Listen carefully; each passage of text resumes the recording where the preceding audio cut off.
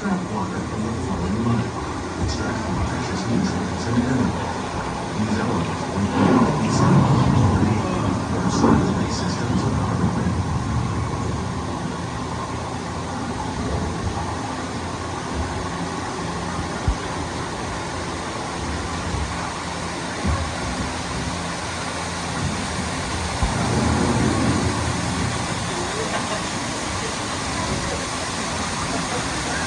One of those living systems is the rainforest, home to the most amazing concentration of life on the planet.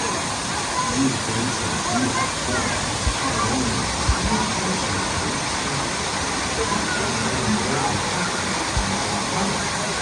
rainforests are also extremely rich in biodiversity, providing us with oxygen, food, medicine, and other essential life.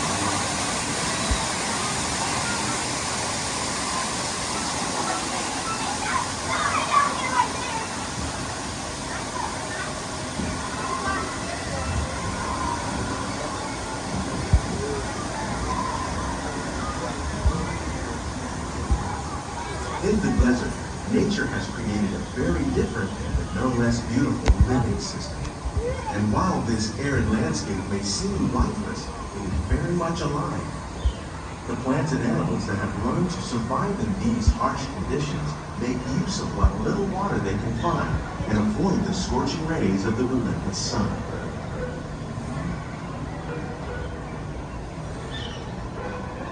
The American prairie once appeared as desolate as the desert, but over time, rainwater and nutrients gradually penetrated the hard surface of this land, even as the white buffalo helped create a rich soil, one day to come home to the American farm.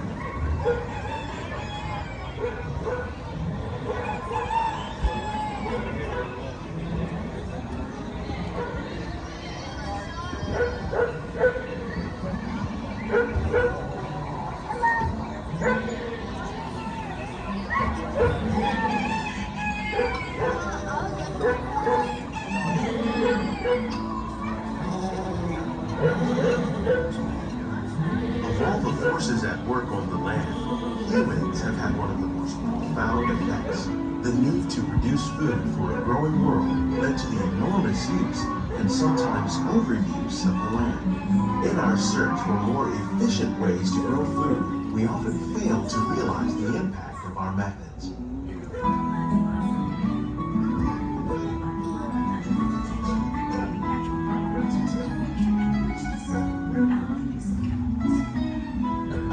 Today, we're learning to live with the land, discovering better ways to grow food that will assure both human and environmental well-being. In Japan, we're learning that by mixing leaves and other living materials into our soil, we can make farmland more fertile without the need for chemicals. Here at EPCOT, we're learning to reduce the need for chemical pesticides by breeding and using natural predators, like ladybugs and wasps, to control pests.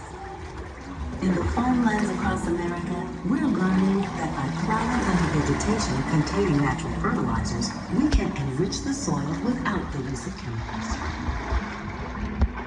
In arid regions, we're learning to produce food in desert seasons.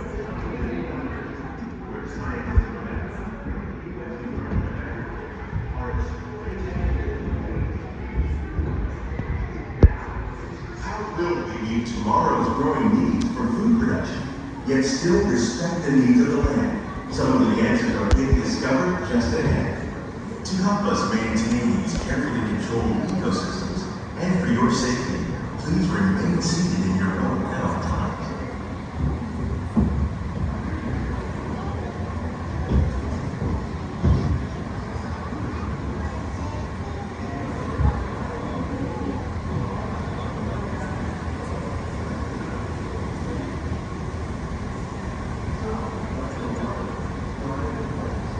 Welcome to our living laboratory, where scientists from EPCOT and the U.S. Department of Agriculture are exploring innovative ways to produce healthy harvests now and into the future.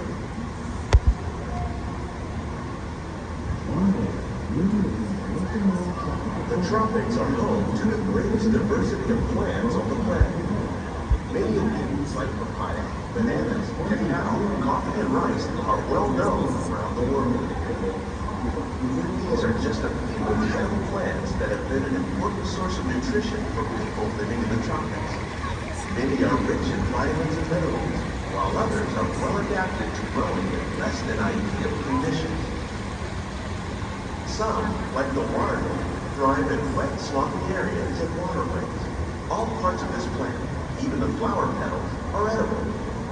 The starchy root of the plant has long been used to make flour for making.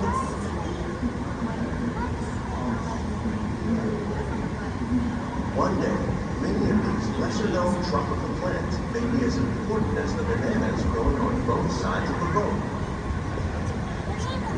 More than 28 million tons of bananas are eaten annually, making it the most popular fruit in the world.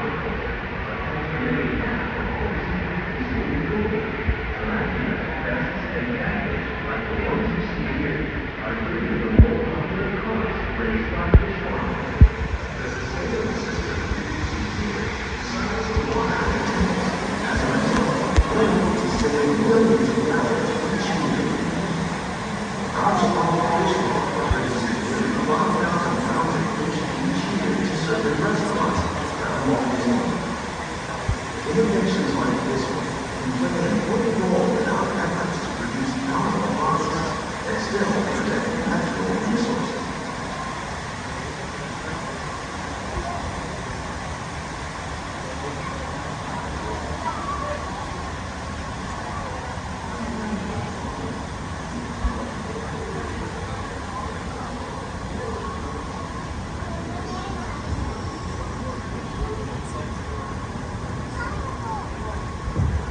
While there are more than 50,000 edible plant species in the world, most of us are only familiar with the handful that make up our everyday diet. The common grains growing here, wheat, maize, sorghum, and millet, plus rice, account for nearly 2/3 of our global food consumption. Learning how to increase yields of these staples is an important goal of research around the world.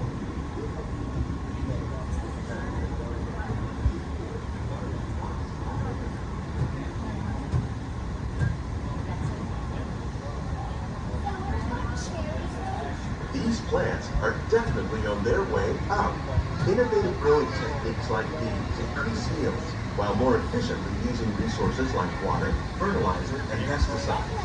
Another innovation at work here is our integrated pest management program. By populating our greenhouses with beneficial insects that prey on harmful pests like aphids and flies, we are significantly reducing our reliance on conventional pesticides. We're growing these crops using our nutrient film system.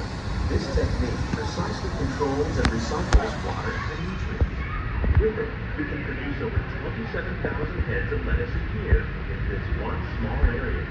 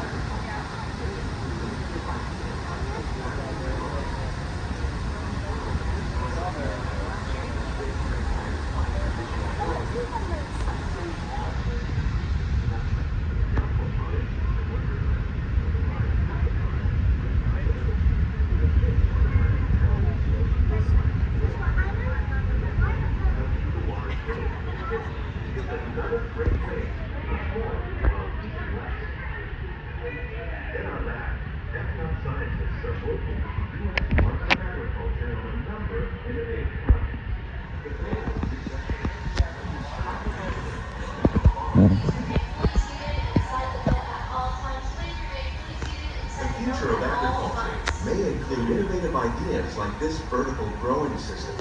Plants grown in this way use a fraction of the space required by traditional growing methods. That saves water and increases production.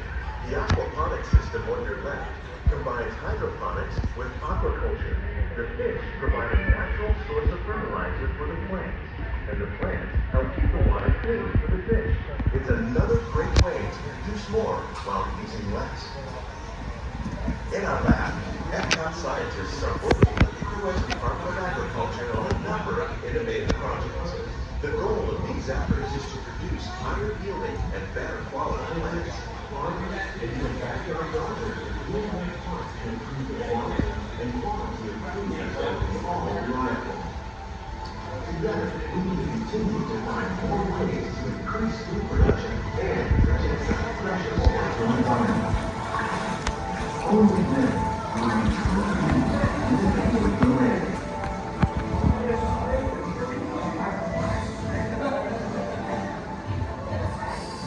On behalf of Walt Disney Company, we hope you've enjoyed this unique journey through automated laboratory. Would you like to closer look?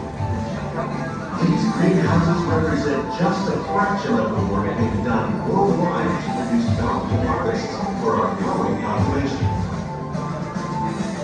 Scientists, farmers, and even backyard gardeners are doing their part to improve the quality and quantity of foods that we all rely on. Together, we can continue to find more ways to increase food production and protect our precious natural environment. Only then will we truly be living with the land.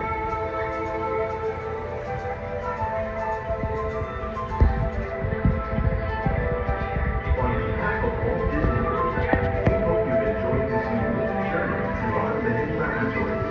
If you'd like a closer look, then check out the behind-the-scenes walking tour and your chance for the whole family in up close and personal. Stay safe, folks.